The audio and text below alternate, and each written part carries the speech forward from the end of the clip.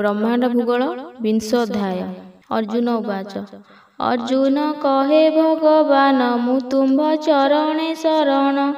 अनेक दिन घसी रोषे अल्प रहे अवशेषे।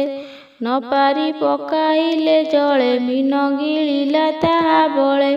लह बोलीण काहू हेला जल बोलिके बोलाइला। से जले मीन रहिथिला आहार बोली गिली देला।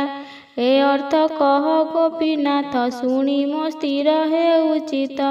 श्री भगवान उवाच। कहन्ति भूगोल विधान शुण अर्जुन देई मन। जीवटी लह बोली कही पवित्र जल से बोलाई।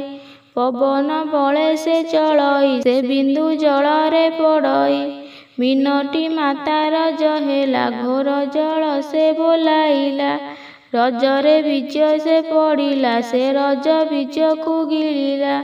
शुणी अर्जुन हेले तोष भणिले बलराम दास। इति श्री ब्रह्मांड भूगोल वर्णने हरि अर्जुन संवादे विंशोऽध्याय समाप्त।